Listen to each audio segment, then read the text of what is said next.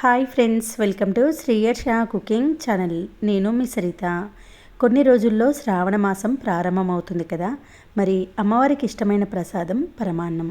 ఈ పరమాన్నాన్ని చాలామంది చాలా రకరకాలుగా చేస్తుంటారు. ఓసారి ఇలా మీరు కుక్కర్లో 5 నిమిషాల్లో ప్రిపేర్ చేయండి.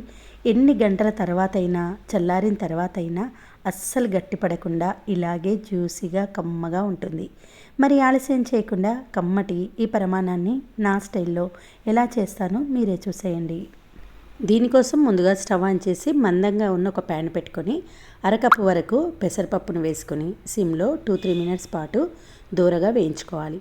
పప్పు మాడకుండా మంచి వాసన వచ్చి ఇలా దూరగా వేగిన తర్వాత ఇప్పుడు ఇదే ప్యాన్లోకి 1 కప్పు రేషన్ బియ్యాన్ని వేసుకొని సిమ్లో ఒక 2 మినిట్స్ పాటు బియ్యాన్ని కూడా దూరగా వేయించుకుంటే పరమాన్నం చాలా బాగుంటుంది. చూడండి, బియ్యం కొంచెం వైట్ కలర్లోకి మారేటప్పుడు స్టవ్ ఆఫ్ చేసి ఈ బియ్యాన్ని పప్పును కుక్కర్లోకి వేసుకొని 1-2 సార్లు నీళ్లు మార్చుకుంటూ వీటిని శుభ్రంగా కడిగి నీళ్ళన్నీ వంపేసుకోండి. ఇప్పుడు మనము ఏ కప్పుతోటి బియ్యం తీసుకున్నామో అదే కప్పుతోటి 5 కప్పుల నీళ్ళని పోసుకొని కుక్కర్ లిడ్ పెట్టేసి మీడియం ఫ్లేమ్లో ఒక 4 విజిల్స్ వచ్చే వరకు ఉడికించుకోండి.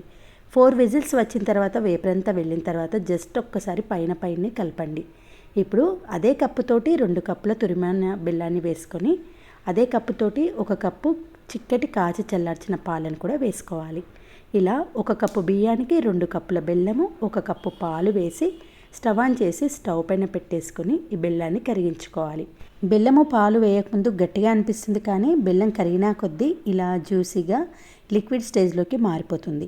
ఇలా బెల్లం పూర్తిగా కరిగిపోయిన తర్వాత ఒక 1/2 టీ స్పూన్ యాలకుల పొడిని వేసి కలుపుతూ సుమారుగా ఒక 3-4 నిమిషాల పాటు ఉడికించాలి. అలా అయితేనే పరమాన్నం కమ్మటి రుచి వస్తుంది. ఇలా బెల్లము పాలు పోసి సిమ్లో ఒక 3-4 నిమిషాలు ఉడికిన తర్వాత స్టవ్ ఆఫ్ చేసి ఇప్పుడు అదే స్టవ్ పైన మరొక చిన్న బాణీని పెట్టుకొని ఒక 1/2 కప్పు వరకు నెయ్యిని వేసుకొని మీకు నచ్చిన డ్రై ఫ్రూట్స్ని వేసుకొని దూరగా వేయించుకోండి. ఇప్పుడు ఈ డ్రై ఫ్రూట్స్ను నెయ్యిని పరమాన్నంలో వేసి కలిపేసేయండి. మనం తీసుకున్న 1 కప్పు బియ్యానికి 1/2 కప్పు నెయ్యి ఖచ్చితంగా ఉండాల్సిందే. అలా ఉంటేనే పరమాన్నము నోట్లో పెడితే అలా జ్యూసీగా జర్రుమని జారిపోతుంది.